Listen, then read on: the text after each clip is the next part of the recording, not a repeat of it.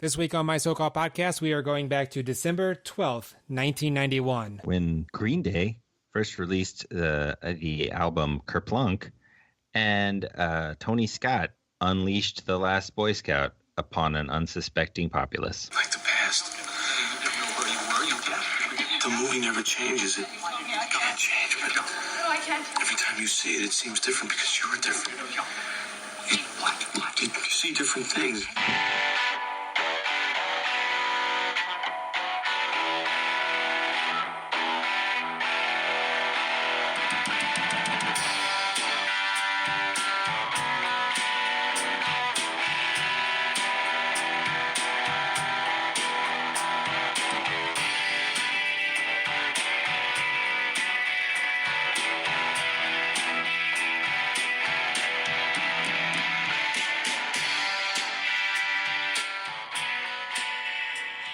Welcome to an episode of My So-Called Podcast. I am Gary Linton.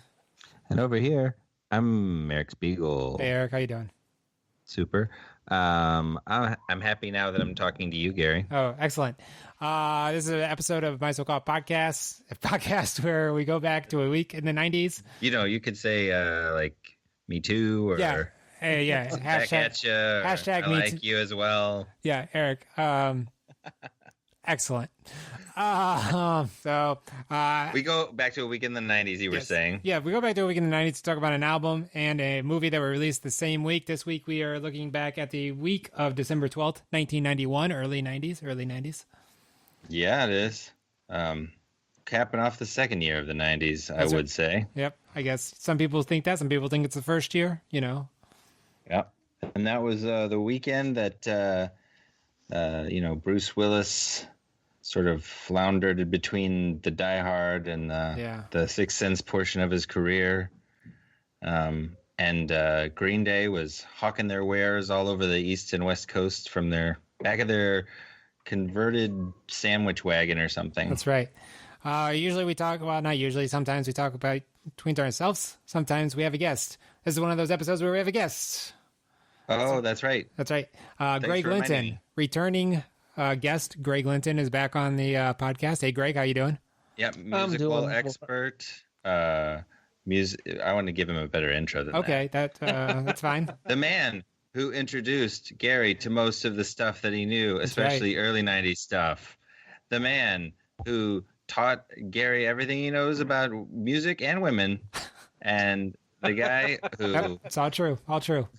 And the guy who enjoyed watching Fatal Instinct as much or more as the next guy. Yep. Greg Linton. That's right, Greg Linton.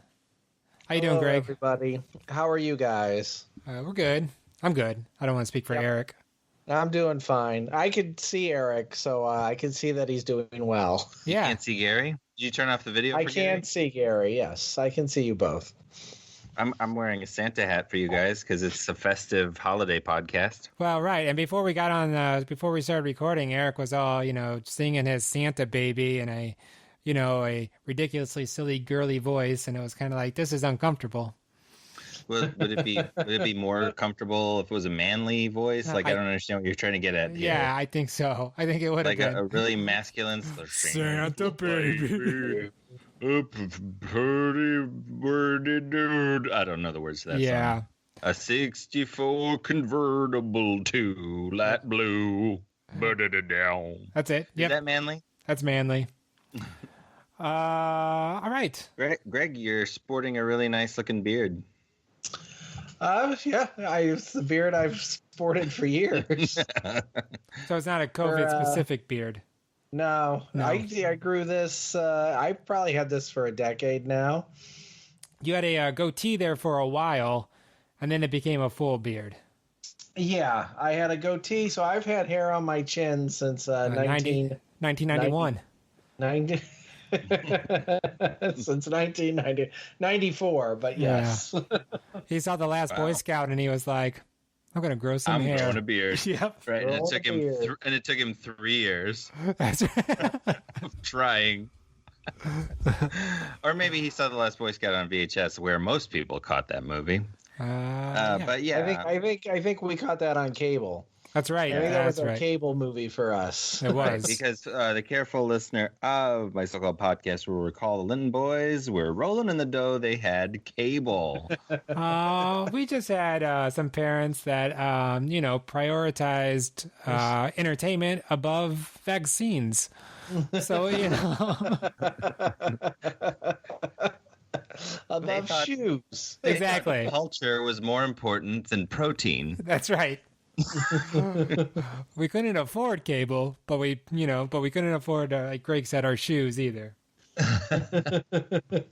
And we couldn't afford not to have cable. That's right. That's right. Yeah, so I didn't have cable. Not until I went to college, and I was like, oh my God, I have cable, guys.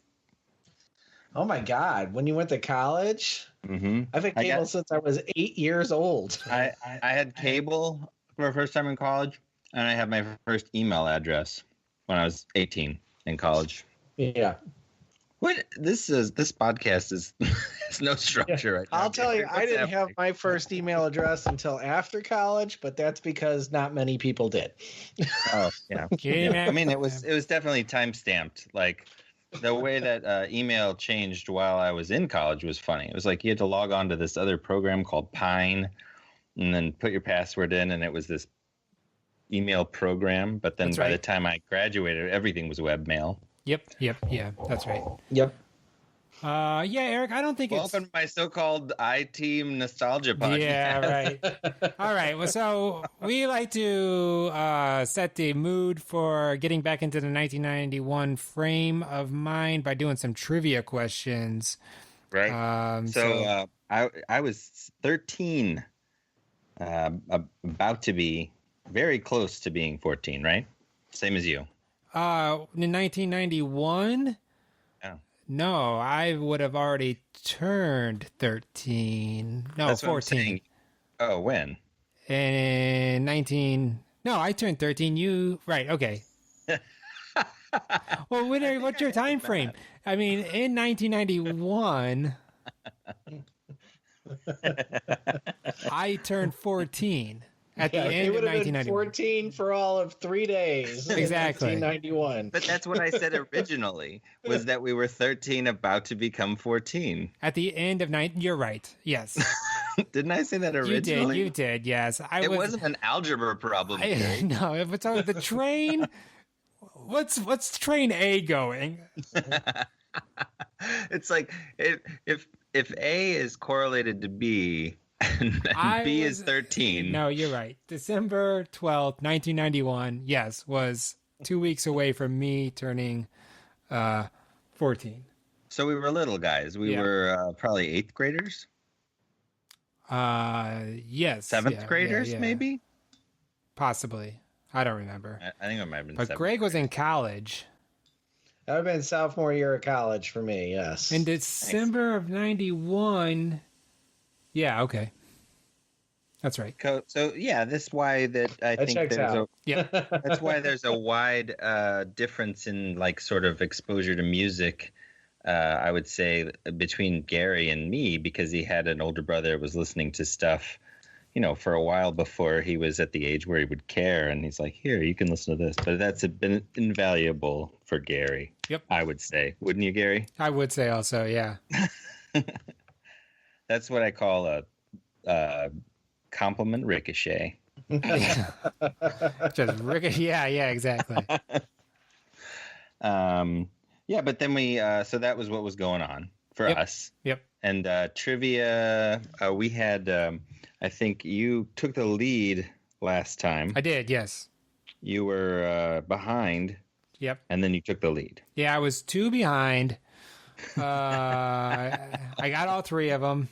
This is everybody's favorite part of the exactly. show. The 2 weeks ago recap of who got points in trivia. That's exciting stuff. You're a point ahead of me. Whoever gets to, it's 16-15. Whoever gets to 21st wins and gets stakes from the other. That's right. T'other. Greg, you can help either of us, or you can, hinder either of us. I believe... I still think previous guest Scott Ravenhill was feeding me some bogus answers. Well, we did give him permission to do that. Nobody Yes. has admitted to taking us up on it, but yeah, we also haven't ruled out subterfuge. Right. Like we don't have an extensive rule book, so there's just a lot that isn't in there. That's the unwritten rules of politics. The problem is that as a guest, I have no motivation because I don't get any stakes. No, that's true. Well, if the pandemic ends and Gary has stakes, you're more likely to get those if they're like frozen or whatnot than than if they're at my house. I'll get them at a birthday party, maybe. That's right.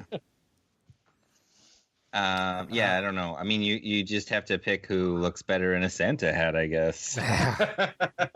But most guests probably help both people just for fun. For funsies. But I don't know what you think is fun, I guess.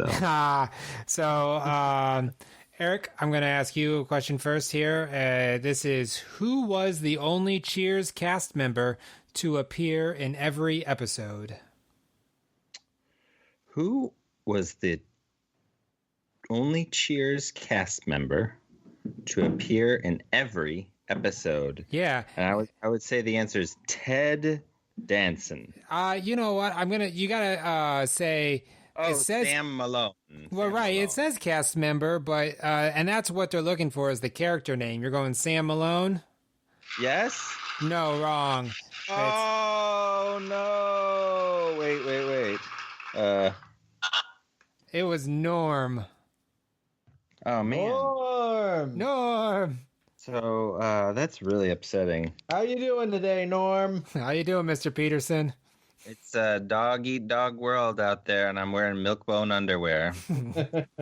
I always liked a good Norm one was women, you can't live with them. Pass the beer nuts.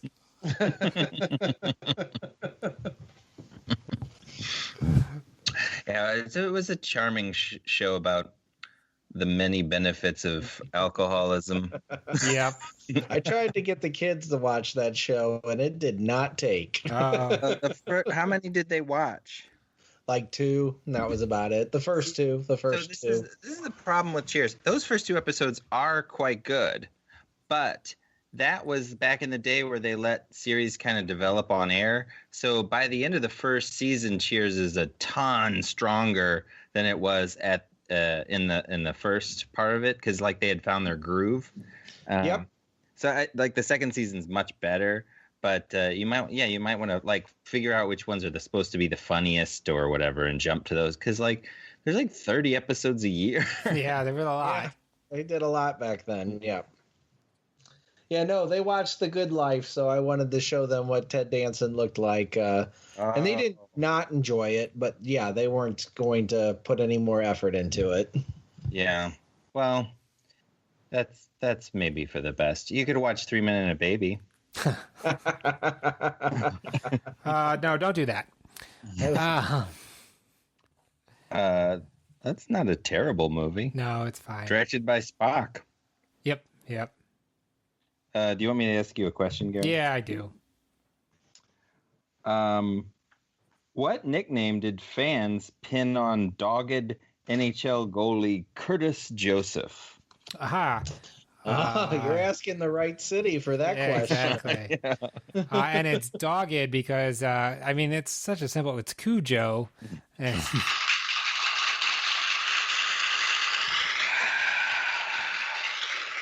way to go, Gary. Thanks, Eric. Who labeled his do-it-yourself lethal injection invention the Mercutitron? Jack Kevorkian is on this card and last time's card. I saw him as the answer, so that's why I did that. That's not good. I don't think that's good luck if you have 2 Kevorkians in a row. It is good luck. Go play the lottery. I know way too much about Jack Kevorkian's books and calendars and albums. Yeah, he released an album. That's what the trivia question was last week. Right. It was was it a spoken word holiday album? No, it was it was a weird instrument. What was it? A violin or a flute? Like a flute. It was flute. Yeah. Gotta cash in. Yep. I remember eating what? Jack Kevorkian cereal. I think it went a lot like he's like, let me play you some my flute album, and the patient was like, no, kill me, doctor, kill me, please. Yeah, he wasn't helping people to get into the mood to kill themselves. That wasn't his deal. Hey, full service. Yep. Full service. You bring in the life-loving individual, I'll give you a dead person. That's right. It starts with flute music. 3 easy payments of $19.99. All right. Here you go, Gary. Here's another question. Okay. What Fox sitcom rewrote Peg's on-air pregnancy to be her husband's bad dream after the star miscarried in real life? Oh, no, that's a shame. Greg, remember that sitcom? Could you repeat the question, please? Yes. What Fox sitcom rewrote Peg's on-air pregnancy to be her husband's bad dream after the star miscarried in real life? Well, I know what Fox sitcom had a actress whose character name was Peg, so I can guess it from there probably. Yeah. We're gonna go with Married with Children, right? Yeah. That's correct. Yeah. They should have just had her wear a large trench coat like Scully. She's just her trench coat just got bigger and thicker, and well, no, they did away with what's her name? What is her name? I'm blanking on her name. Katie Seagal's pregnancy on the show because she miscarried in real life. I know, I understand, but whoops. Why have her wear a trench coat? What I'm saying is like you either write it into the story or you try to hide it, and they wrote it into the story. Oh, right. They should have had her wear a trench coat. Right, I see what you're saying. Yes, who is also on Fox. Yes, yeah. There are plenty of shows where you see actresses just covered, and then or a shot from the neck up. Yep. Always sitting behind a desk. That's right. All right. You're like you're out on the streets of like New York City, and it's a really bustling sidewalk, and you just come upon Katie Seagal sitting behind a giant desk in the middle of the sidewalk. Yeah, exactly. Like, oh yeah, hi guys. Now come on, we all know Married with Children took place in Chicago.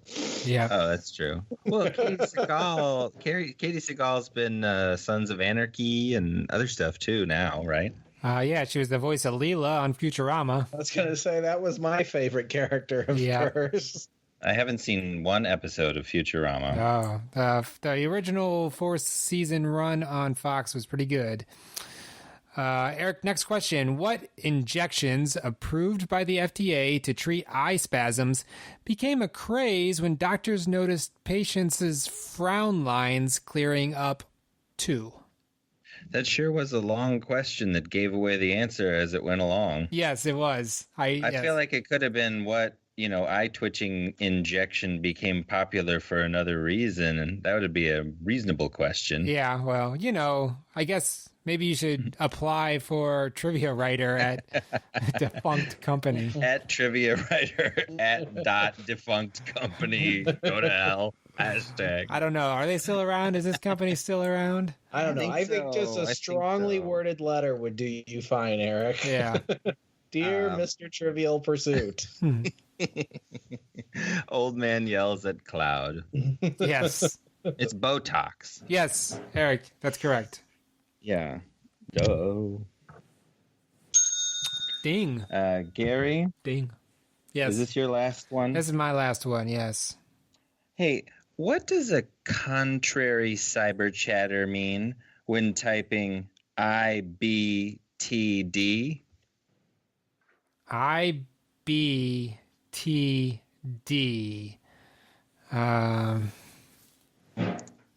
What does a contrary cyber chatter mean when typing IBTD? And this question's from 1991? Yeah, right. It's a cyber chatter, not a texter. So this would be as like if you were like, typing on, I guess, a bulletin board.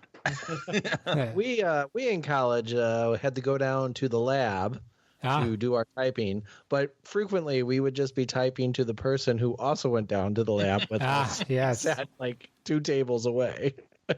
So in 1991, where would you be cyber chatting? And who was cyber chatting? Wow, yeah. These early Prodigy rooms on CompuCon or Compu. Sure. Yeah. Or maybe it was just like nerds at, Southern Illinois universities that were the only people that had access to the internet. Right. Greg, you have any guess on IBTD? Well, I tell you, I only figured out what LOL meant like a week ago. So Okay, well then no, I'm not going to. From 30 years ago.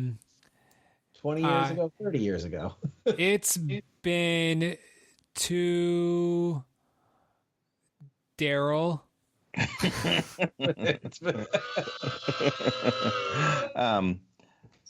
been to Daryl. Yep. But I'll tell you that if that's what you think it is, then I beg to differ. Oh, of course, yes. I should have gotten that one. All right, good round of trivia.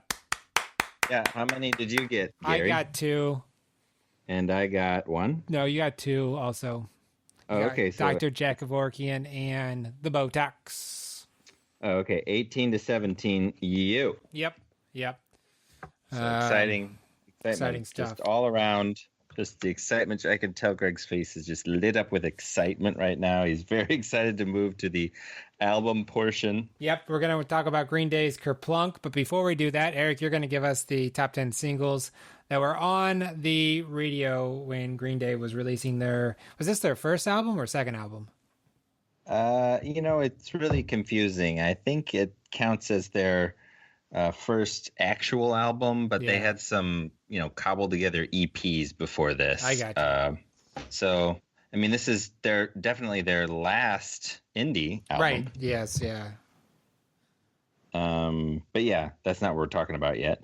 No. We're talking about what was on the radio. And this is far enough back that it's going to be a lot of stuff we don't know, Gary.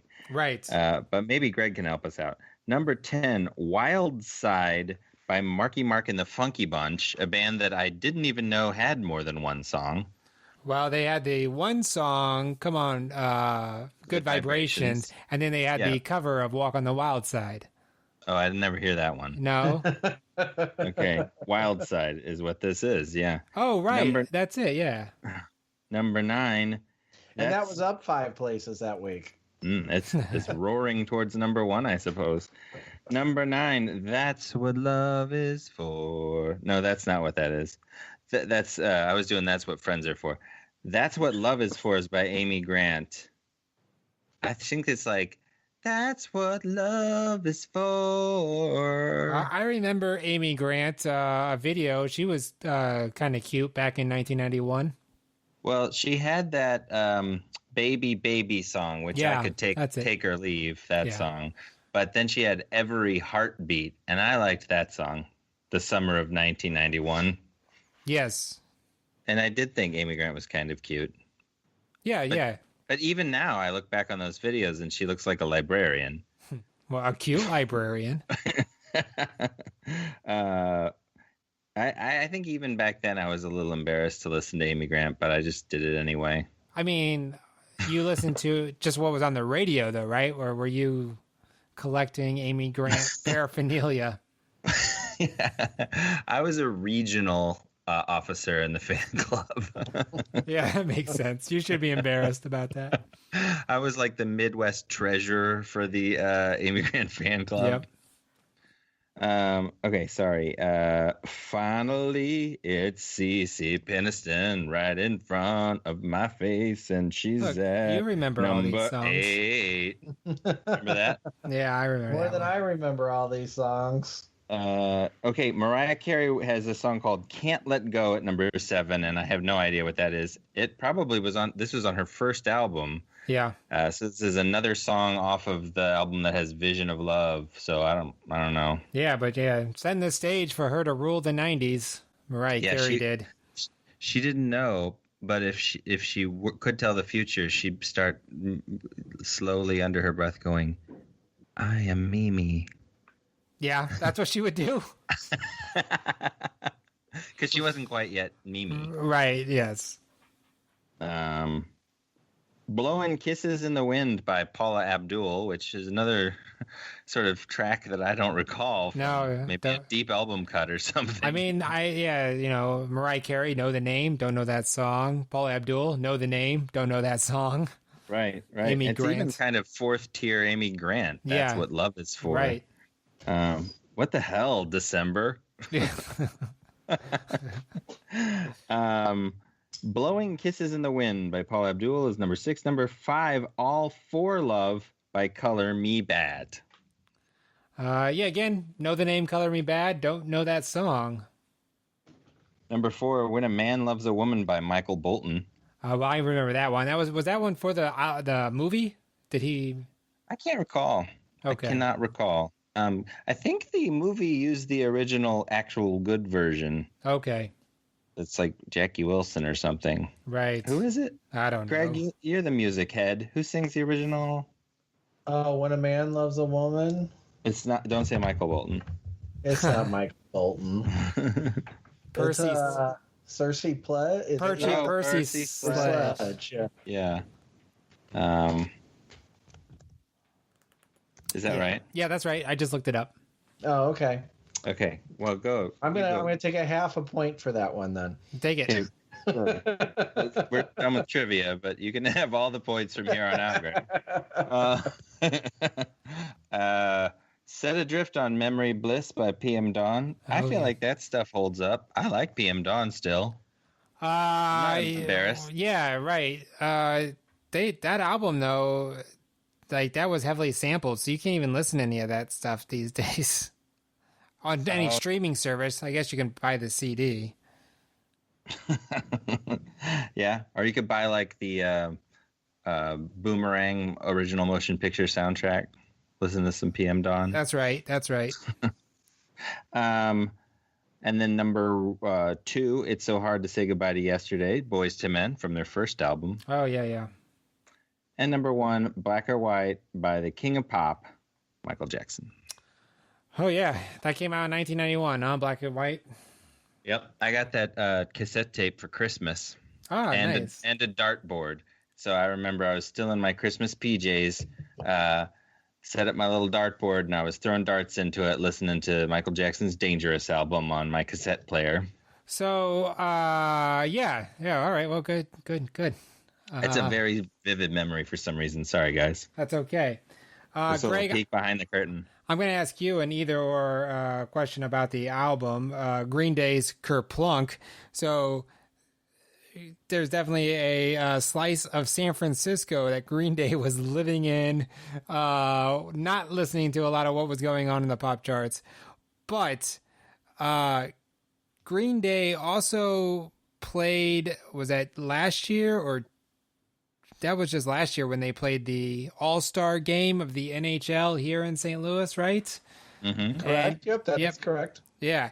And so Green Day being the big draw, close to 30 years later, does this album, Kerplunk, set the stage for Green Day to be still going 30 years later? Or does this just sound like some San Francisco punk brats making an album? That's objection leading the witness. Yeah, okay. I'll allow it. Thank you. Watch Thank yourself, you, Your Honor. McCoy. Thank you, Honor.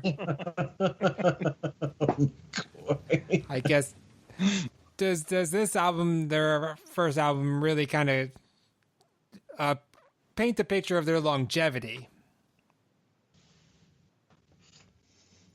He's asking you, Greg. I'm asking you. Oh, he's asking me. I'm asking me. Well, I'll tell you, I don't know that I've ever listened to this album before, and then I've listened to it now. And I think you can certainly feel the beginnings of everything that they became in this album. I mean, I don't think, the next album being the mega album that it was. I mean, this is certainly the album before that, if that makes sense. No, that does make sense. Yeah, this album is it surprised me listening to it again. If you would have asked me back then, would Green Day be around for 30 years? I don't know that any of us had that opinion back then. No, yeah, even after Dookie, you still wouldn't be like, yeah. Because they just seemed, they just seemed like a run of the mill rock band. But I mean, and not that they are kind of a run of the mill rock, but they've made that mill churn all these years. So good for them. So I say this. Yes and a no. Obviously, yes. This is what they've stayed true. That album certainly is what they've stayed true to all these years. But B, I wouldn't have predicted that back then. No. Well, right. I guess re-listening to Kerplunk and even Dookie, like, what surprises me, especially when Green Day was headlining, and I was like, I can't believe Green Day is still going strong. Like, they seem so much of their time of the early 90s. They're so Offspring, Rancid. It was like, that was just the Sublime. So yeah, it was like, that was just what was hot at that time. And they also were there. But I think they've not just stuck to they're definitely punk, but they've expanded their sound. Unlike, maybe some of those other bands. I think the interesting thing, though, is that you can hear the expansion of sound from that album to Dookie, I think. Like, just if you were to listen to the two different Welcome to Paradises, one next to the other, it's this... everything about Green Day to me is sort of a... I don't know. First, the reason I think they've stayed around for so long is because they got the alchemy right of pop and punk together in a way that people still give them. They don't roll their eyes at Green Day. They never really have, but they're so catchy. They're super catchy punk songs. What? But for some reason, they're still edgy enough that people don't dismiss them like Blink-182 or something like that, right? Right. And so they're able to have like, and I think legitimately, for me, I think it's the songwriting. I think that their songwriting is so much stronger than other comparable bands that you mentioned that were really riding a wave. Whereas, yeah, I mean, everything that Greg said, I can't actually say it better than he said. It was exactly what I was thinking. I think you're right. And I don't know of this. Like, Billy Joe Armstrong, I think, is the main songwriter. But I think, like, Mike Dirnt is being the bassist. I mean, he's a great bass player, and he's helping those songs become like when you listen to the bass line. I mean, not to dismiss Trey. I don't know what his real name is. You don't think his real name is Trey Cool? No, that's weird. Oh, and Trey Cool actually didn't even play on Kerplunk. No, I think he was. No, he did. He did. He was. That was his first album. Was Kerplunk? And okay. So, yeah, because it would have been recorded 90, and that's. And he even wrote a couple. I think it looked like he wrote a song for that album too. Even. Yeah, that's the OG. My favorite little factoid I learned was that the two of them were 15 when they formed the band originally. So it was like legitimately like two kids decided like, do you want to play songs together, because I have nothing else better to do. Yeah, and right. That became Green Day. Like there was no other bands between that and the band they're in now. It's so weird. Yeah, so they've been playing together for a long, long time, and like 50 years, right? Or something. That's crazy. Oh yeah, I see. Yeah, "Dominated Love Slave" was written by Trey Cool. See, if I would have had to pick one that could take or leave, that would be the one. And it didn't sound right. Like that song wouldn't have been on Dookie. No, yeah, it was. I also, though, I do gotta admit that I listened to this album probably like 2.5 times, and this is just a problem with punk. I mean, not that Dookie sounds. I think the songs on Dookie sound a little bit different, but these run together a little bit more than the songs on Dookie.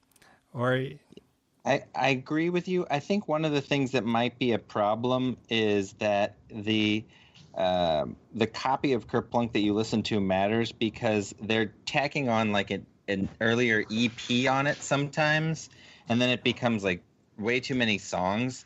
And I think that you're right. A little punk goes a long way. So I think like 10 punk songs on an album is fine, but when you get to like 14 or 15, especially if they're lesser tracks, which is what the end of this feels like when it has those extra stuff tacked on. But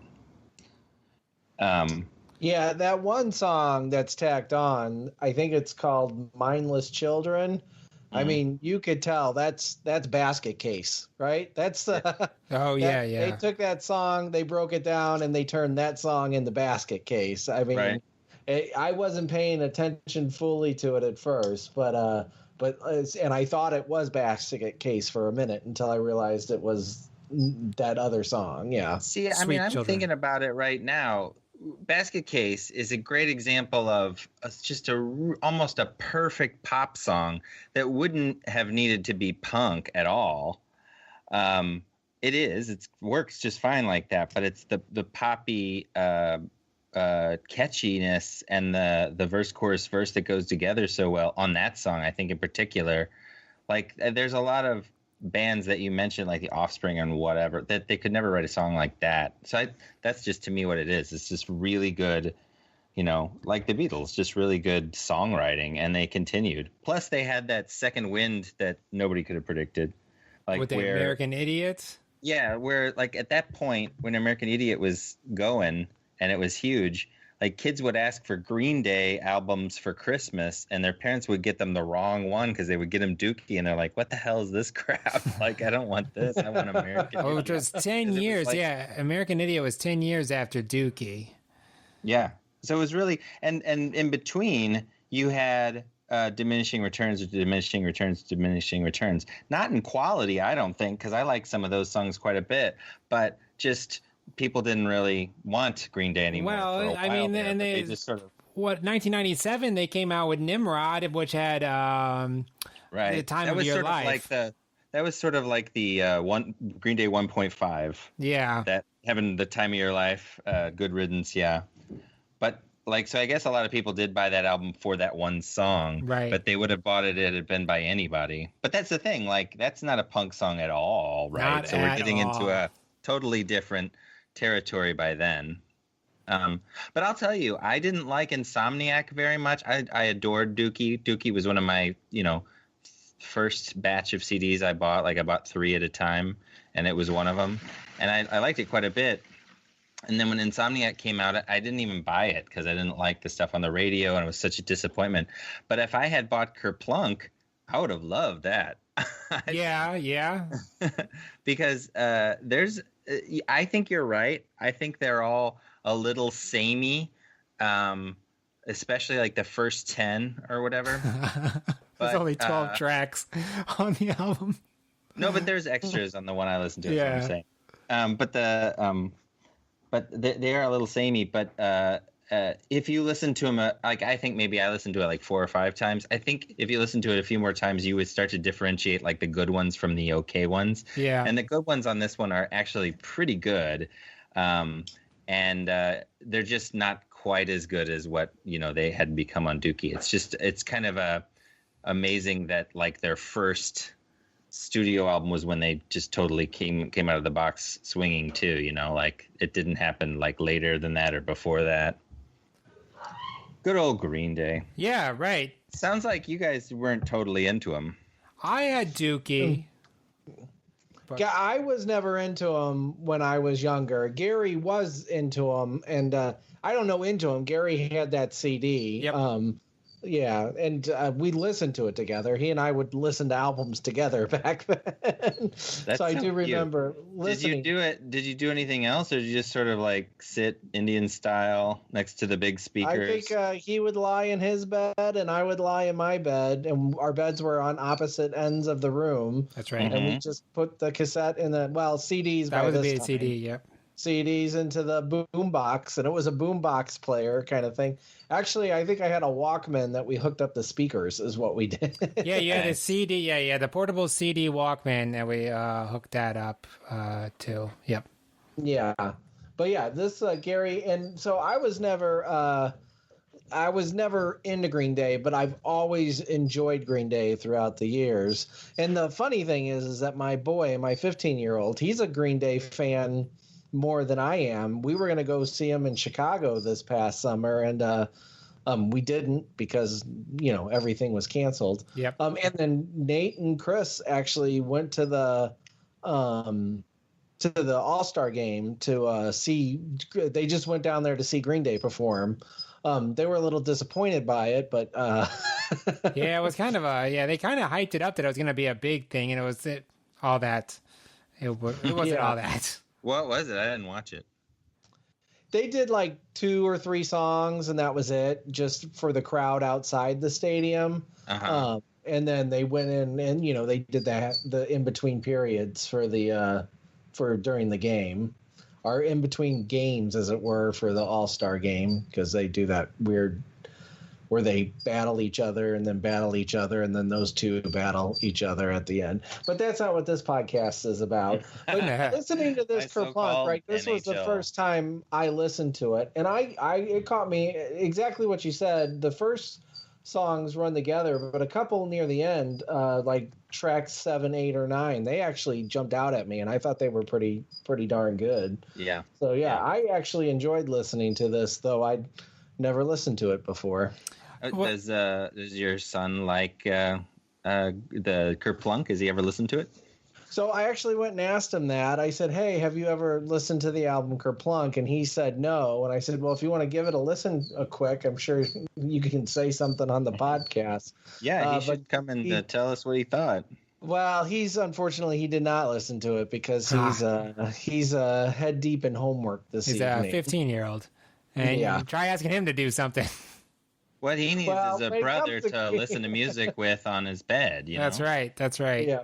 So let me see if I get this straight. You guys would get in each other's beds. Yep. Put on some music, dim the lights. No, we would get into our own beds. We wouldn't switch beds. He would get into his bed. I'd get into my bed. And I think it would be like right before bedtime. Like we were just turning in for the night, and we'd listen to an album beforehand. That's right. Sometimes we'd just play some music. Freaking adorable. Now, that didn't happen because, I was in college at this time, so I wasn't living. Yeah, you were gone. Well, no, so 94. 94 is Dookie, 91 is Kerplunk. Right, yeah, so we weren't listening. I mean, I didn't go back and get Kerplunk either. I didn't get, I only had Dookie.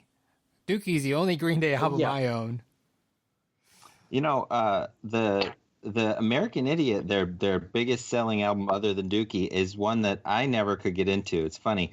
And it makes sense because it is very, very different than the pop punk stuff that they had in the 90s.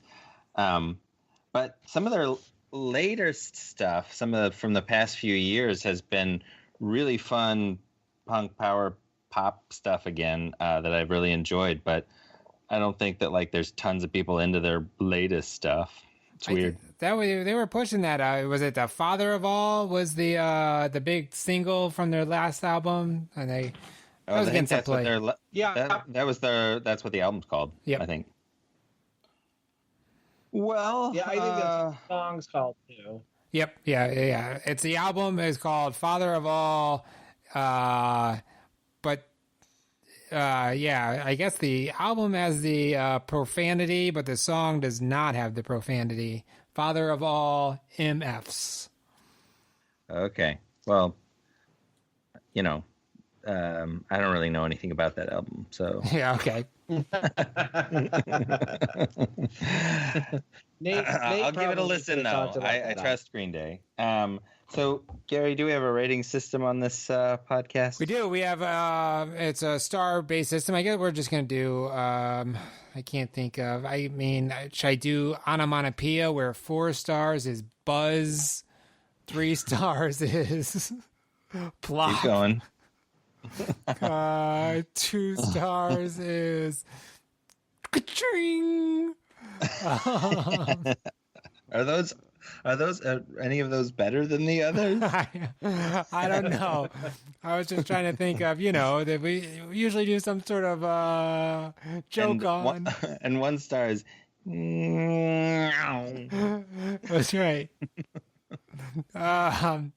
So no, 4 stars is a well-deserved classic status. 3 stars is it's pretty good. It's pretty good. 2 stars is I don't know. And 1 star, so that's why we haven't listened to it in a while. Greg, what would you give Green Day's Kerplunk on a 4-star scale? Solid 3 for me. I think it's a solid 3. That was, like I said, it caught me off guard, and I wasn't expecting to enjoy it, and I did enjoy it. The more I think about it, Gary, the less we really need to explain what the different stars are. Because, I think people know what a 1 to 4 star system is. Yeah. We spend an awful lot of time on it every episode. Yeah. So, we can excise that from the podcast. I mean, there could be people out there that are listening to this podcast just for when we explain the star rating twice an episode. I don't think there's anybody out there that listens to the podcast. I have to believe that there is somebody. Eric, what are you going to give Green Day's Kerplunk? I'll give Green Day's Kerplunk a resounding 3.5 stars. 3.5 stars? I'm going to only give it 3 stars myself. I liked it a lot. And there's some on there that I think I might have identified as being keepers, put them on some set lists, put them on some mixes. I'll listen to Kerplunk again, that's for sure. But all right, good. I liked it. Surprisingly, I was like, wow, why didn't I listen to this before? Basically, I think there was a period where it was hard to get or something. They were arguing over royalties, maybe. I don't know. I do remember seeing the CD, and it had that distinctive drawing on the cover. Yeah, you mentioned before that shirt was popular amongst our age group of fans of Dookie would wear that Kerplunk album. Yeah, and that was cooler to have the Kerplunk album T-shirt than the Dookie album T-shirt, because it's the indie version. That's correct. Mm-hmm. Well, we're going to take a break. We'll be back to talk about Tony Scott's The Last Boy Scout.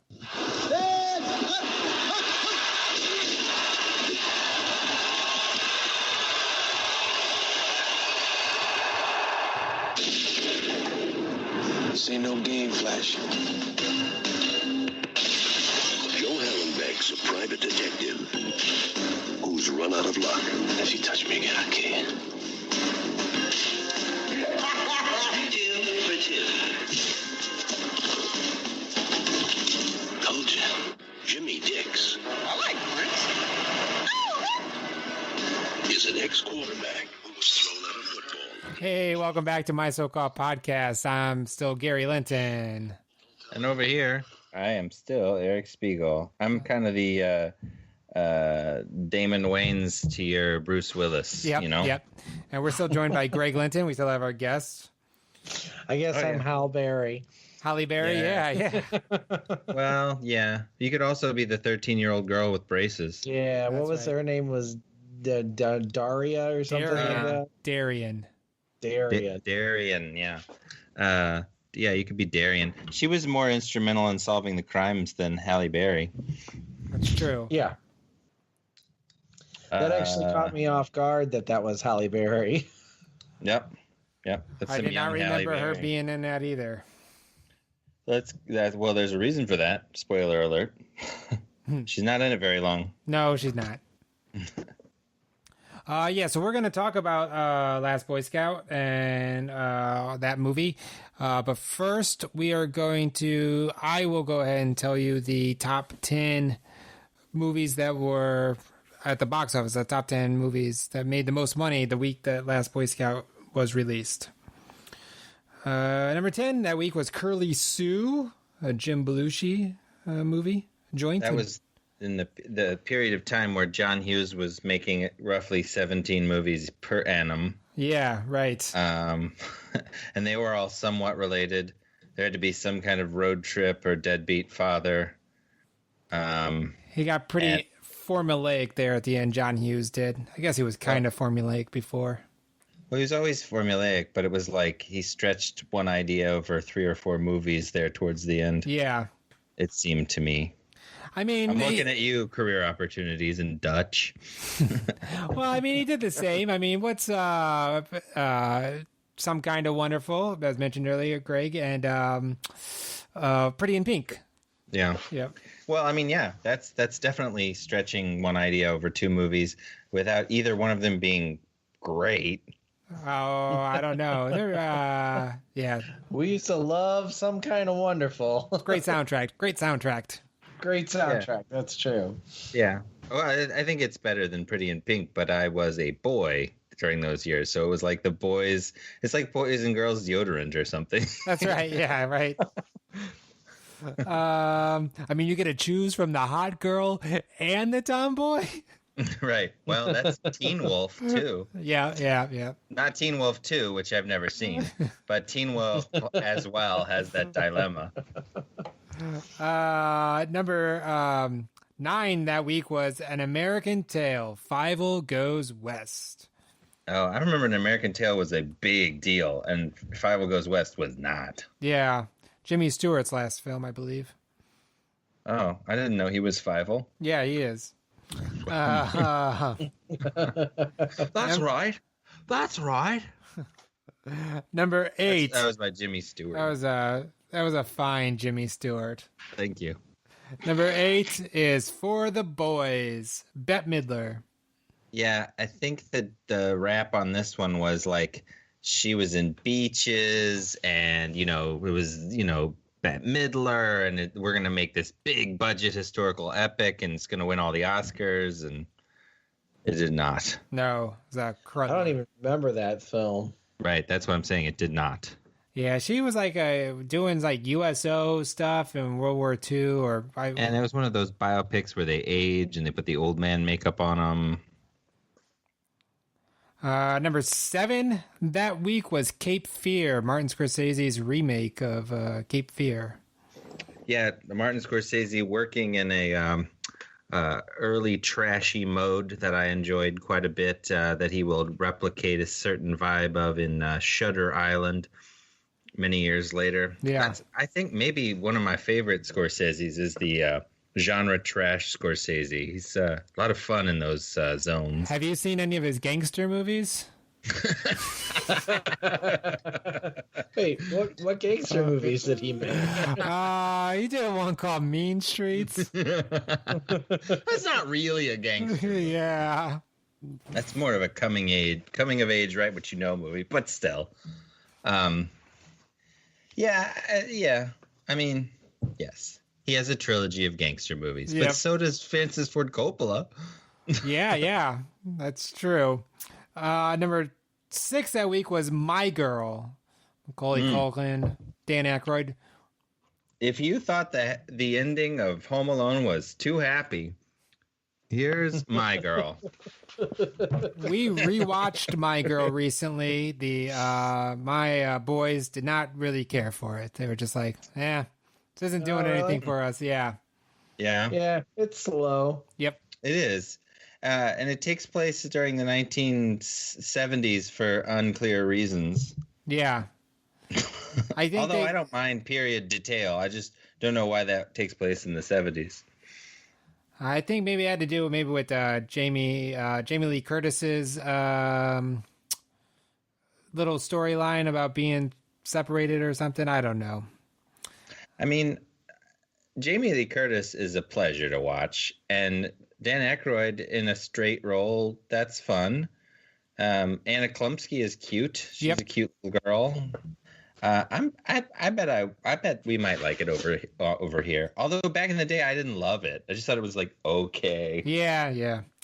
Number 5 that week was Beauty and the Beast. Tale as old as time. Yep, great Tale movie. as old as time. I had that poster on my wall in college in my dorm. It's a great movie. Love that movie. It's a great movie. Has not been, I don't think, topped since. No, I would say that's the pinnacle of their movie making. Yeah, I agree. Of Disney, yeah. I mean, Pixar. There's some Disney, Pixar stuff. Yeah. Well, it's good to separate because I think the Pixar is working in a different key. Yeah. Number 4 that week was The Addams Family. Oh, is that the stop motion computer generated one? No, that was the original good one. Just kidding.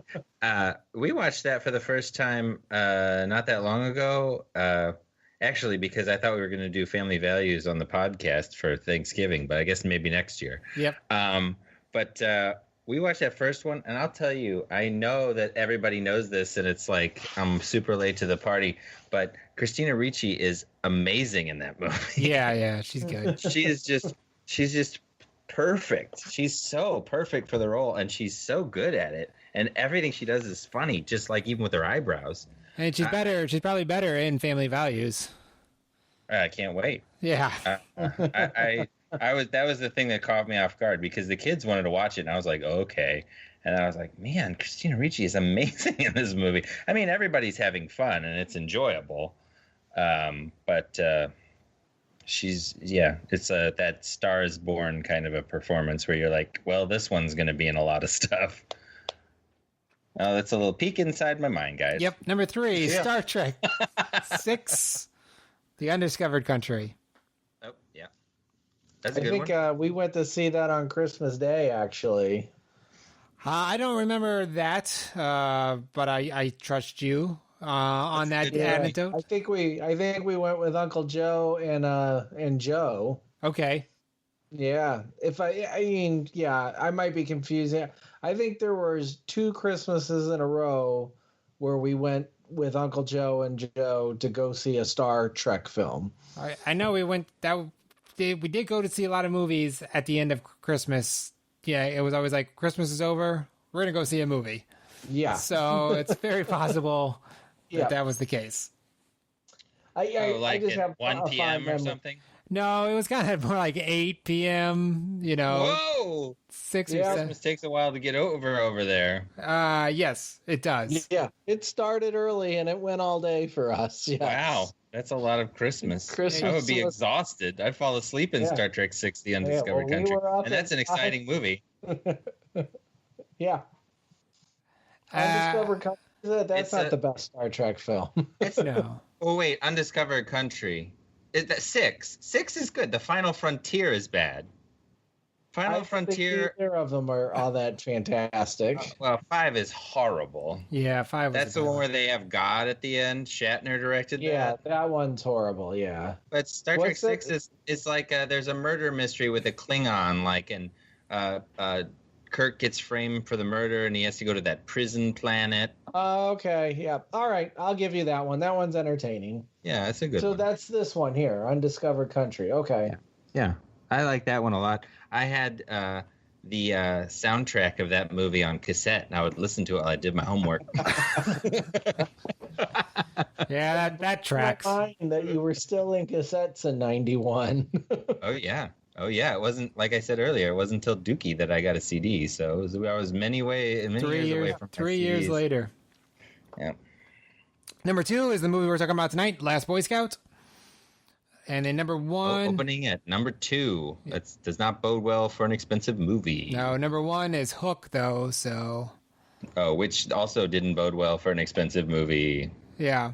Hook. We'll definitely have to do Hook for the podcast, because we haven't, right? No, we haven't.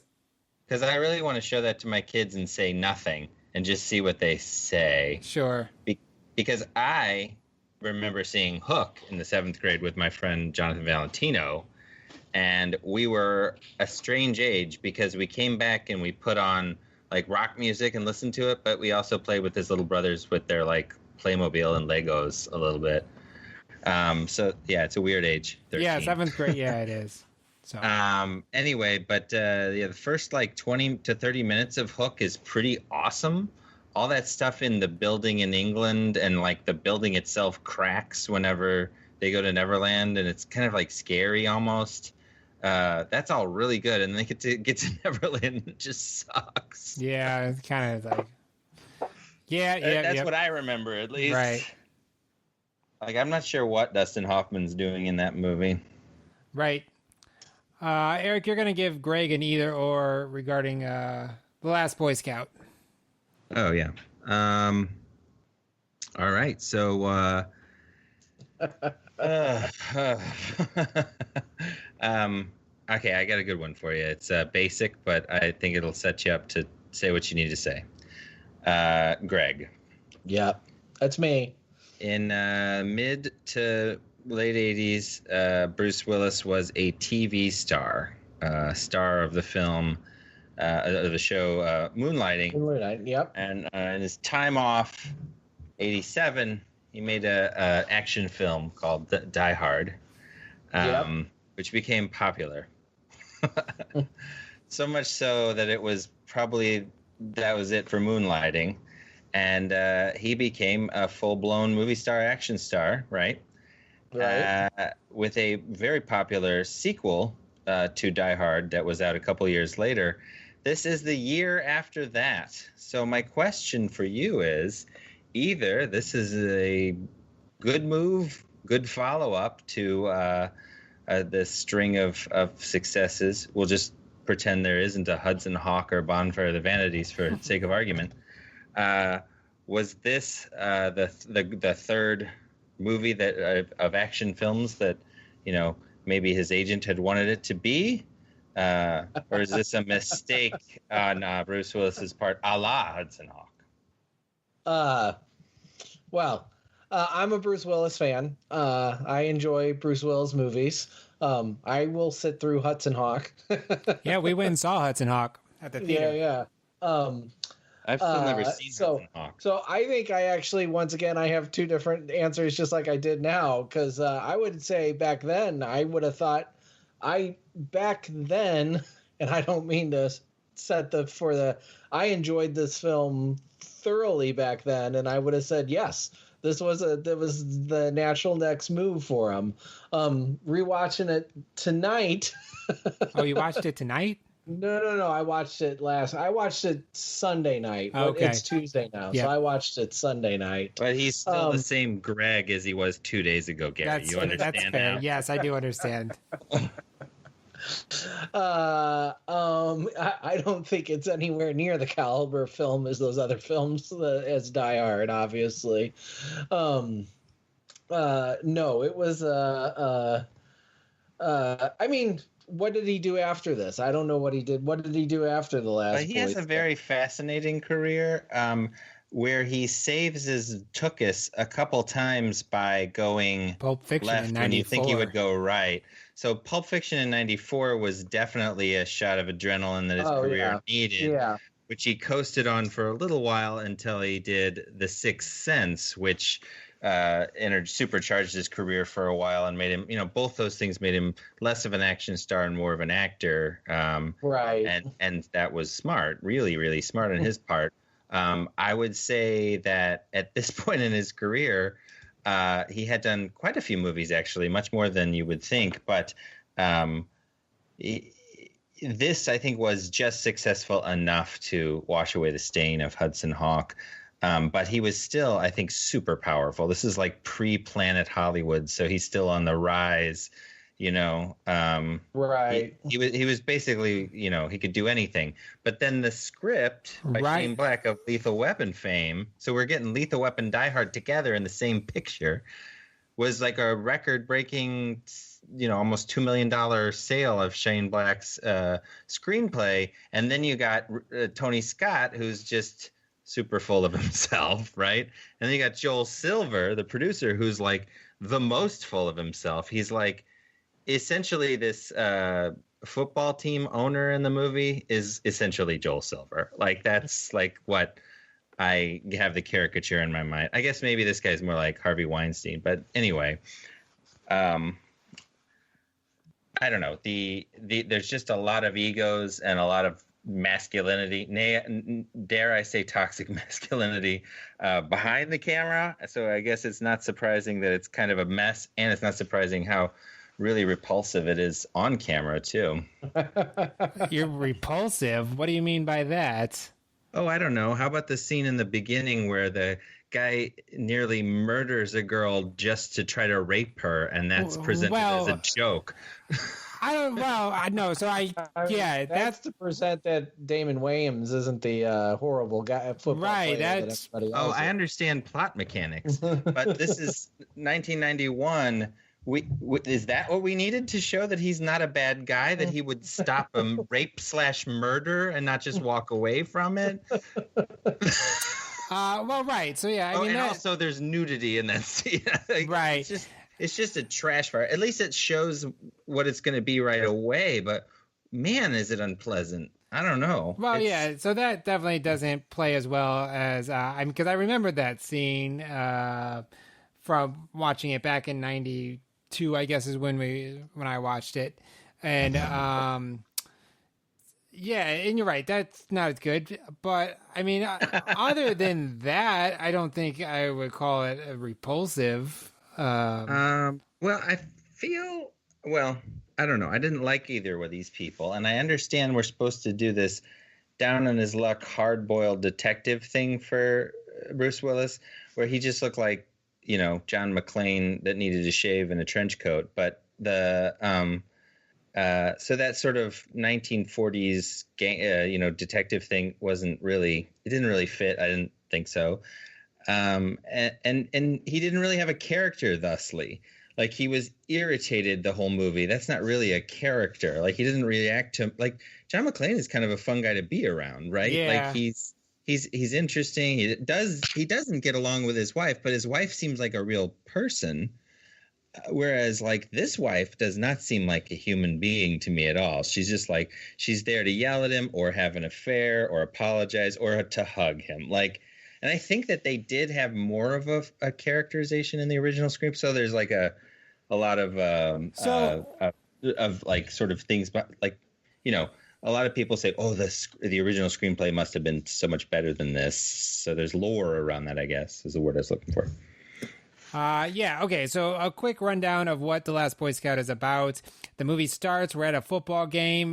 We get a little bit of a take on. Go on, Eric. Did you want to say something? No. I forgot about this. Well, first of all, are you talking about having fun on a football Friday night or whatever? Exactly. Yeah, a little take on Monday Night Football.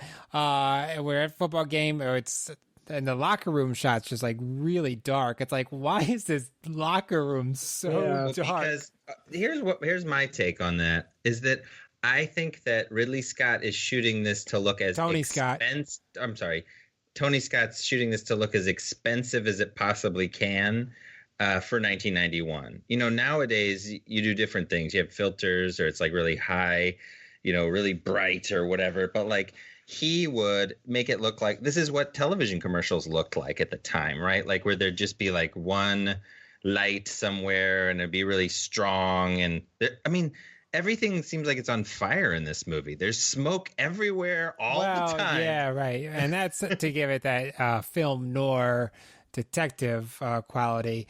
So we're at a football game. The star running back or dark locker room. Star wide receiver gets a call and says, hey, you're losing and you're supposed to win. And do whatever you take.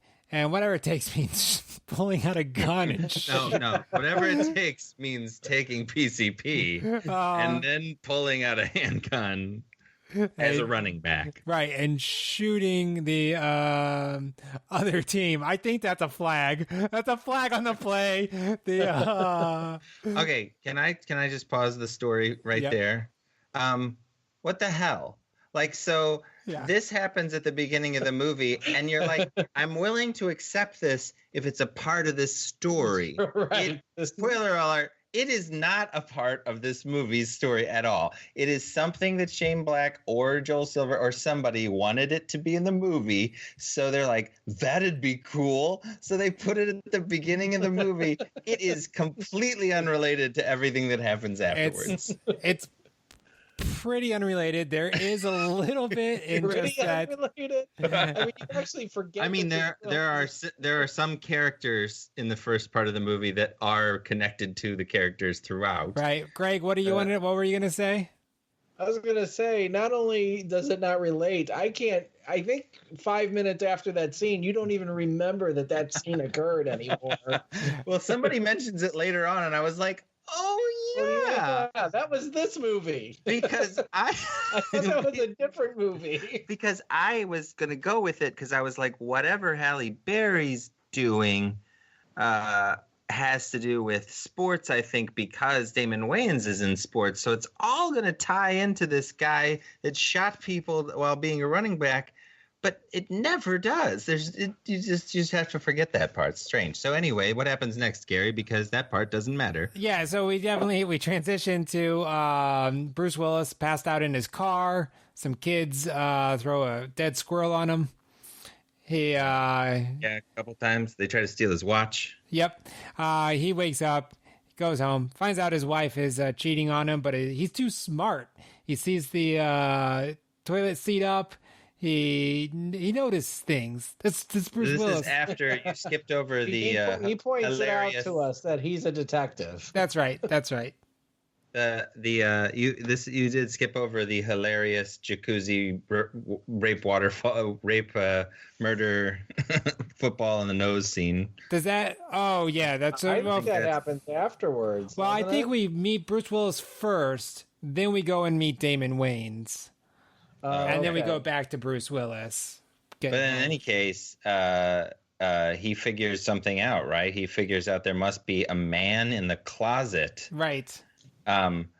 Because of his excellent detective work, and he handles it like he will for every other situation in the movie. He pulls a piece on his wife in their bedroom. Pulls a gun, and he just starts shooting. Yeah, it's like he's got one mode, which is angry and deadly, and he's employing it here in this situation. Angry and deadly. Then so he gets he ends up on this case with Halle Berry. It's so okay.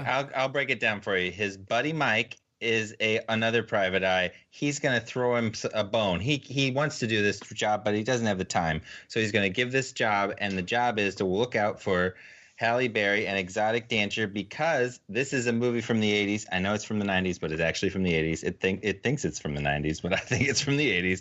And there's no love plot for there to be nudity, so somebody's got to be a stripper. Those are the rules. I didn't make the rules.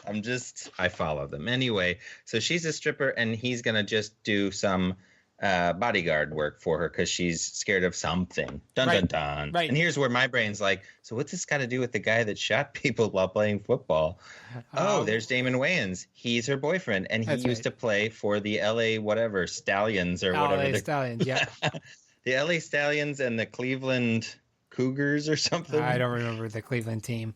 But he goes in, so you said Damon Wayans is Halle Berry's boyfriend, and so that gets us, Damon Wayans and Bruce Willis, to meet. They have a conversation. It's a meet cute, just say it. Yep. And then Bruce Willis gets picked off by these guys. Why did those guys...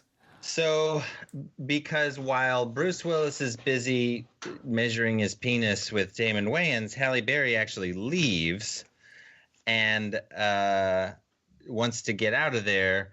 And so he's driving a different car. But three in different cars. No, see, you're skipping so Damon Wayans. I think because they know he's protecting Halle Berry. That is why they grab him. Because so they're just getting him out of the way because he says kill him, and he goes, we weren't paid to kill this guy, and he's like, well, then you'll do it for free. Oh, okay. And that's where Bruce Willis, classic bad guy line number one. Yep, that's where Bruce Willis uses. Remember, he uses his sense of humor to get out of being killed by telling that guy your mama's so fat jokes. Right. He is going to die, but he's able to, with just his wits, just delight this gentleman into not killing him and dying. Right. So that's a screenwriter that thinks a lot of his jokes. Yep. It's not. He doesn't think he's Bruce Valanche over here. No. And so that is why Bruce Willis isn't there, and that is why Halle Berry gets killed because. Yeah, I mean it's Bonnie and Clyde. Yeah, like she's got the most blood packs of the whole film. And so then Bruce Willis comes and shoots them. And so now those are called blood packs. Yeah, something else packs. No. Anyway, you know what I mean. Squibs. That's what they're called. Thank you. And so now Damon Wayans wants to help solve the case of why it was Halle Berry killed. Bruce Willis is like, well, I'm not getting paid for that, but he pays him. And so now they're buddy-buddies, like Murtaugh and Riggs, like the nice guys. Like Kiss Kiss Nick Bang Nolte Bang. and Eddie Murphy. Yep, and like Robert Downey Jr. and Val Kilmer and Kiss Kiss Bang Bang. like Han Solo and Princess Leia. Just like Tango and Cash. That's right. Just like Jojo Rabbit and Adolf Hitler. Yep. All the buddy movies. Have you ever seen Tango and Cash? That's supposed to be a wonderful bad movie. Yeah. We had cable, Eric. Shut up. Sorry. Not only did we see it, we probably saw it 3 or 4 times. Sounds good, great to me. I could go for some Tango and Cash right now. But anyway, we have to talk about The Last Boy Scout. So basically they try to solve the murder. That's the rest of the movie, I guess. Right, but there's some themes. No one is happy. Yep. Everyone is unhappy. Everyone is pretty homophobic. And everyone is extra misogynistic. But there is a random daughter. So maybe it isn't misogyny since there's a daughter. She's not random. She's Bruce Willis's daughter. Right, I know. But like that is one ingredient that shows that this is not he's trying to bust out of the sort of routine. Like I would imagine that at this point maybe Shane Black had a child or something, so he's trying to relate something. Did to you it. see? No, he didn't have a child. No, so the original script was they took Bruce Willis's wife, and in that, and basically he was like, "No, I'm not going to try to save my wife again in another movie. Come up with a different reason." Right, because at that point, like I said, he was so powerful that he would get to say that. Right. He would be like, I don't want to do this thing. The funny thing is, like, I guess him saving his wife was both diehards, but they did that to themselves. It didn't really need to be his wife again. No, in the second one? Right. But it was. I guess they were sort of nodding to. They needed that killer line in Die Hard Part 2 where she's like, why does this keep happening to us? Calgon, take me away. Exactly. So sorry. They want to solve the murder. So they go to her house, and what they find is that a senator, this is where the screenplay gets a little messy. There's a senator that Bruce Willis's character doesn't like. And early in a movie, they mentioned that he doesn't like a senator like 10 times. I think that's going to come to bear on the plot. I mean, that'd be weird if they talked about how much he hated this senator and then it didn't have anything to do with the plot later on. But anyway, they tell us he really hates this senator. And they find at her house that the senator and the owner of the LA Stallions featured in the mini episode that starts the film. That was kind of a bad too, where like Damon Wayans fast forwards the tape, and Bruce Willis is like, "Oh, it eats the tape. Fast forward eats the tape." It's kind of like, well, all right, I guess that needed to happen. And then the car blows up, so they didn't really need to kill the tape. No, that's right. Yeah, exactly.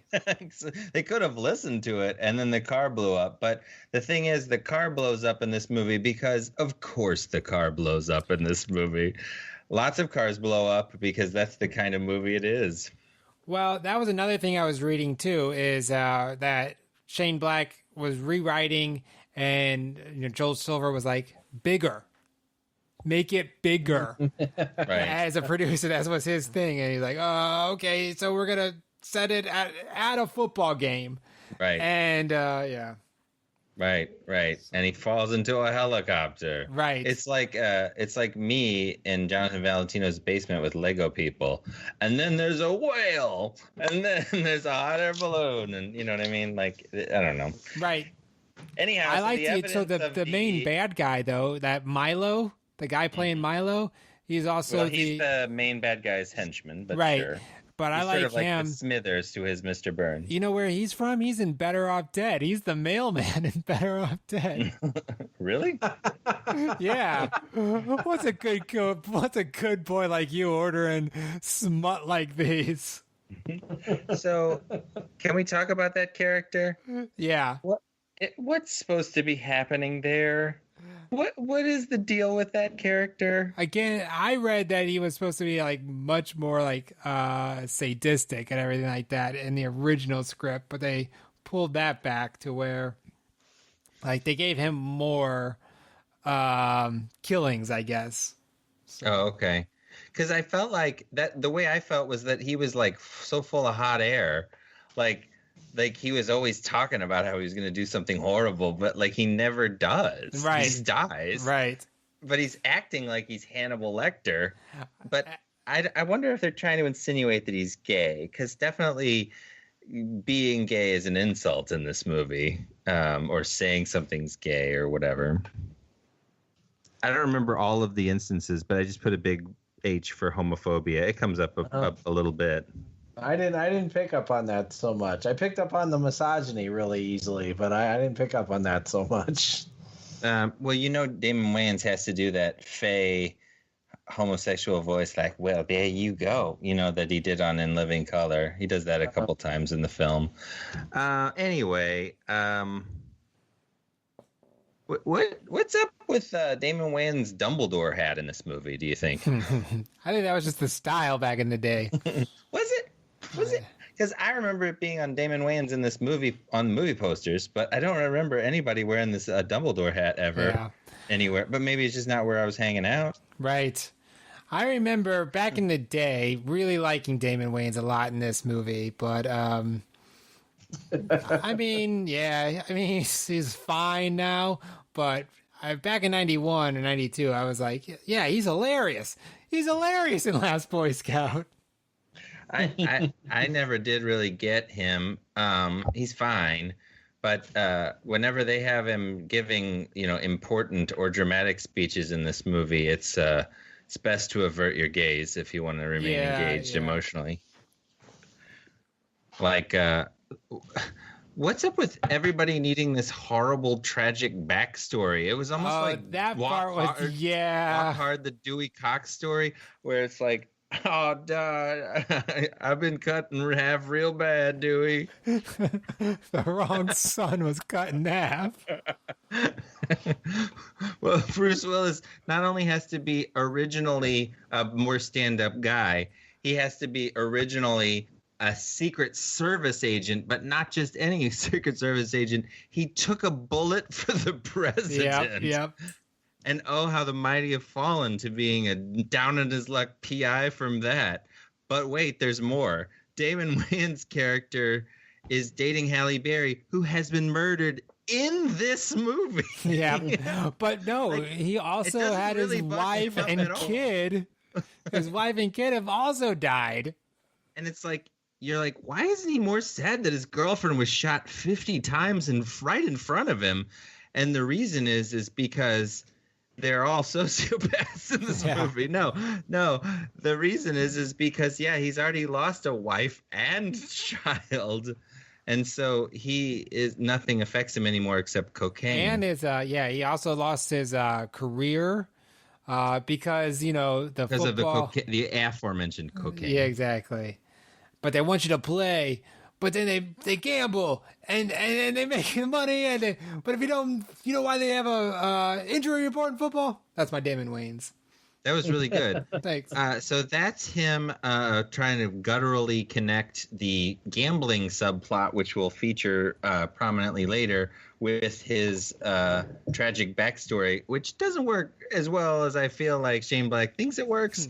And I think that he thinks we care more about gambling and football than we do. Right. Yeah. Yeah. Like that. This was in 1991. There was that wasn't as common as it is today. Right, because if you think about it now, it's like we interrupt this baseball game to tell you about DraftKings new features on the blah blah blah. Yeah. So the bad guys won 30 years later, turns out. Yeah. Anyway, so the tagline of this movie is the goal is to survive. They're two fallen heroes up against the gambling syndicate in pro sports. Everyone had counted them out, but they're about to get back in the game.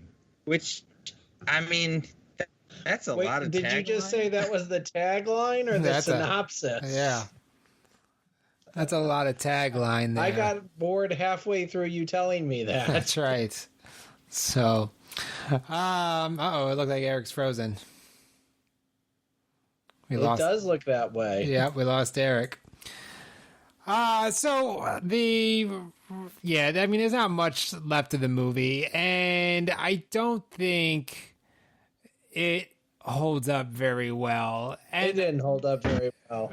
Right. And the screenplay was, it almost sounded like Shane Black had been keeping a notebook of all the jokes that he had made through the years. Like, I'm going to string this together in the screen. Yeah, you're right. And so, I was reading about the backstory, and there was a conversation that they filmed for Lethal Weapon, but was cut from the movie, and Shane Black put that conversation in this movie. Yeah. It's like a casserole made with the meal of other films. And Bruce Willis sort of saying his truisms about like water being wet and the sky being blue and women having secrets. It's like that's to me that's not this movie, and it's kind of cheap to put it in there because it's like, come on, like that doesn't fit here. Like, you're not Cary Grant. This isn't. I don't know. Like his homage to like noir. I just don't feel like this movie is noir. Like, it could have been noir, but like it's not. It's a bombastic explosion of a movie. Right. And I think this definitely does have so it's not the movie Shane Black wrote. It's not the movie Tony Scott wanted to make. It's because Joel Silver and Bruce Willis were both, like, all four of those guys, and Damon Wayans to a lesser extent. Damon Wayans and Bruce Willis did not get along. They did not like each other. Right. They're setting up a sequel in that final scene. They are, yeah. And I think it's just not, I don't know if too many cooks, but they even had somebody have to come in and edit it. The same guy. Tango and Cash apparently was... a troubled production. Yeah, and so the guy that came in and cleaned up Tango and Cash's edit came in and re-edited The Last Boy Scout, too. And he said, so the editing saga of this movie is redonkulous. There were three editors on the credits.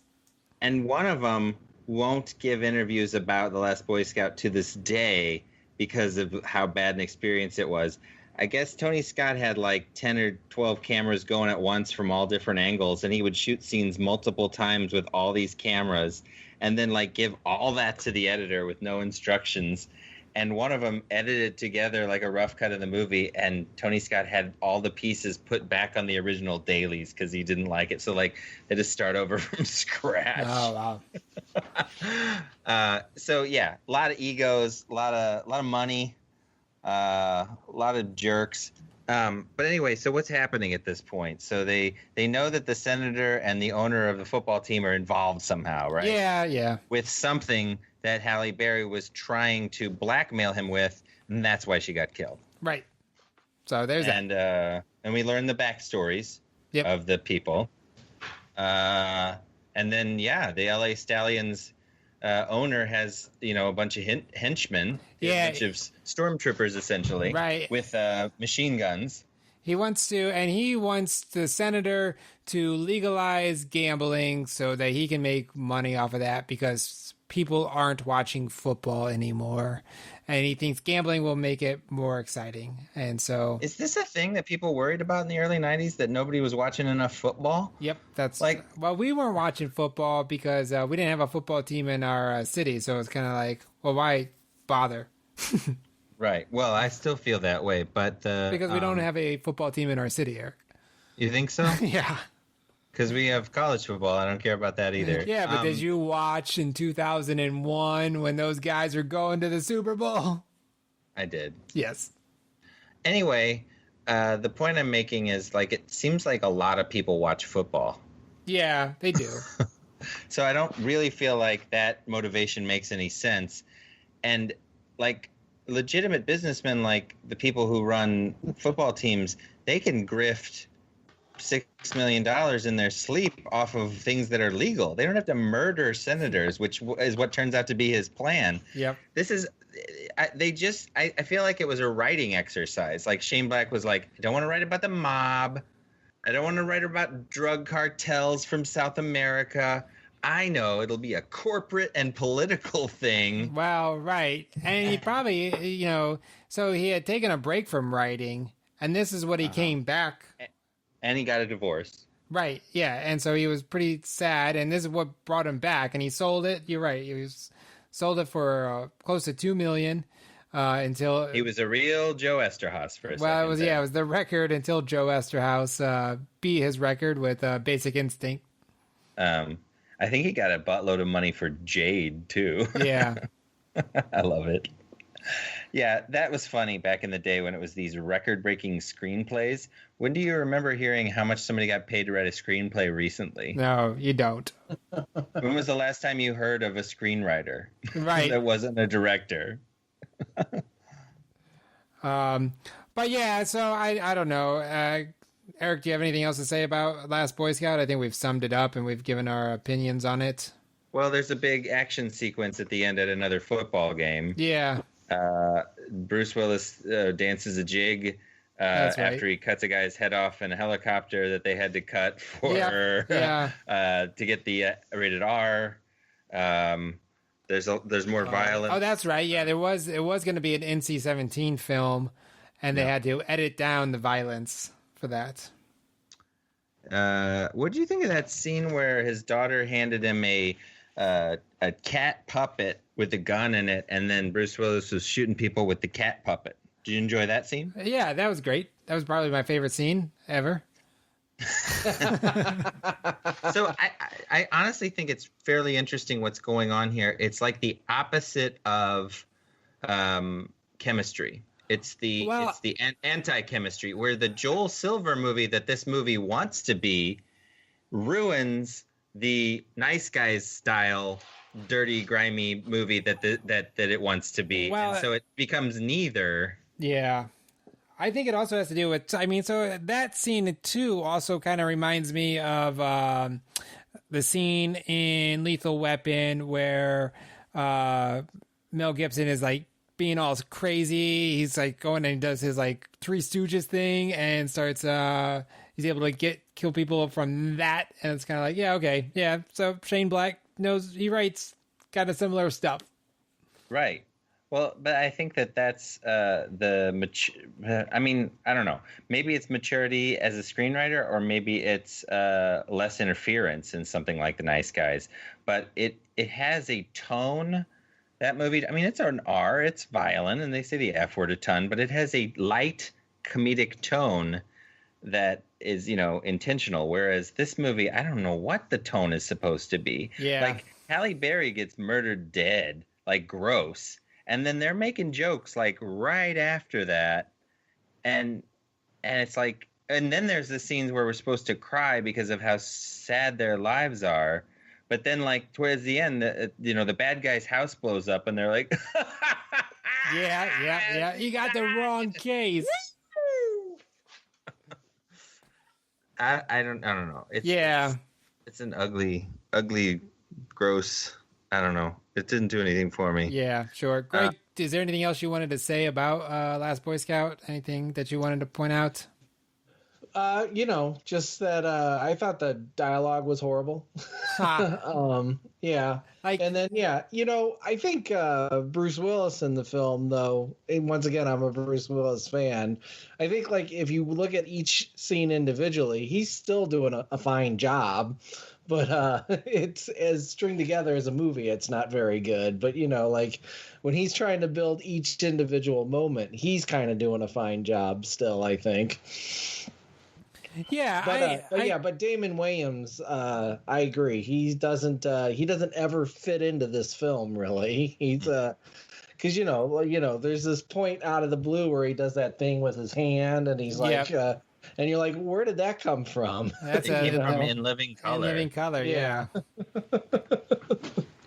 And it's hard to buy. Yeah, it's hard to buy Damon Wayans as a football player. Because, he's always been a comedian, and he tried to be funny in this, but he's got to be an action guy. And so but I used to think he was so funny in this, but it didn't work this time around for me. Yeah, and I think what this movie is more like than anything as far as the buddy dynamic is sort of like Beverly Hills Cop, where he's supposed to be like hilarious but like flip and stuff like that, but then they don't really allow Damon Wayans' character to be the star of the movie because he's second billed, so he never gets really anything funny to say. Yeah. Again, on stage, Bruce, who's he's just angry, right? He's just a very unhappy person. Even towards the end, like, do we really believe that he's happily hugging his wife? Like, I feel like he's almost kind of gonna break her neck or something. Like, no, I think he's happy. What makes you feel like that they got together again at the end? Like, what in the interim convinced him that, like, the woman he was fighting with in the first act, and then he found out she was cheating, did they fall back in love again? Like, did they even talk in between there? They don't. No, they don't. There is that one scene where he has that one line where he says, "Oh, I'm still in love with my wife," and that's about halfway through the movie. So we know that he's still in love. But I mean, big confession of love is to another man about a woman, right? And they have to be drunk. Yes. Well, all right. We have a rating system. It's 4 stars. We're gonna rate The Last Boy Scout. Greg, what would you give The Last Boy Scout in 2020? What are you giving The Last Boy Scout? Tonight. Not Sunday night. What would you give it tonight? Tonight. I'll give it 2 stars. Yeah. Eric, what are you going to give The Last Boy Scout? 2 stars, only because if you are hungry for that nostalgia of the early 90s action film, it definitely ticks those boxes of like, oh yeah, action movies used to be like this. Yep. So like if you want to experience that, it's like a simulation or something of the way those were. But a little, maybe I will say, a little bit of the excesses of those were starting to show through the cracks, and we needed a nerdy blockbuster. Yeah, it was still the jock blockbuster. Right. Yeah, it's a 2-star film. Well, Greg, thanks for being on my so-called podcast. We appreciate that. Yeah, thanks for the insight, Greg. Yeah, well, I'm happy to see you guys.